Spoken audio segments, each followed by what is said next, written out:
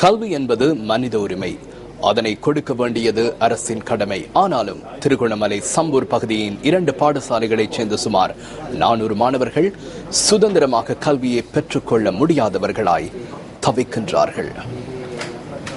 தான் படித்த பள்ளியிலே கல்வி, தான் விளையாடிய திடலிலேயே விளையாட்டு. சம்பூர் மாணவர்களின் தீராத ஆசை இது.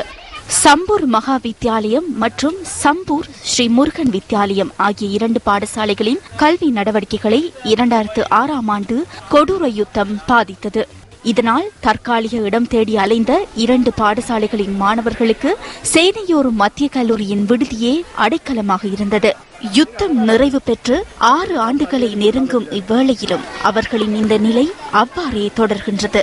சரியான கஷ்டப்படுற இந்த ஸ்கூலுக்கு வந்து நாங்க ஒரு வளம் இல்லாம, பாடசாலையிலே இருக்க வேண்டிய பல வளம் பாடசாலைக்கு வேணும், இடவசதி கூட இல்லாம நாங்க இந்த பள்ளிக்கூடத்தில் இருந்து கொண்டு வரோம். விளையாட்டு போட்டியானது நடத்துவதற்குரிய போதிய வசதி இங்கு இல்லை. எங்களுடைய சொந்த பாடசாலையானது எங்களுக்கு மீண்டும் வழங்கப்பட்டால் அங்கே எமது மாணவர்களுடைய கல்வி திறமையை வெளிப்படுத்தவும் விளையாட்டு திறமையை வெளிப்படுத்தவும் ஏதுவாக. 2014 கபத்த உயர்தர பரீட்சையிலே மாவட்ட ரீதியாக 16வது நிலையம் 36வது நிலையம் கூட எங்களது பாடசாலை மாணவர்கள் எடுத்தது பெரிய ஒரு சாதனையான விஷயம்.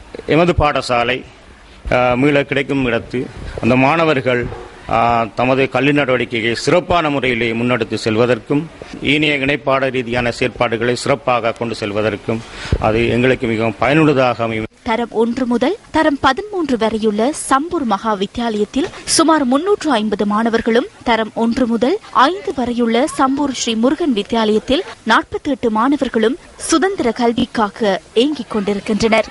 சொந்த பாடசாலைகளில் கல்வி பயில தமக்கு வாய்ப்பு கிடைத்தால் கல்வியிலும் விளையாட்டுத் துறையிலும் தங்களால் சாதிக்க முடியும் என்பது அவர்களின் நம்பிக்கை. இன்றைய மாணவர்கள் நாளைய தலைவர்கள் என்ற கூற்றுக்கமைய இந்த தலைவர்களை உருவாக்க அதிகாரிகள் கவனம் செலுத்துவார்களா என்பதே நலன் விரும்பிகளின் எதிர்பார்ப்பாகும்.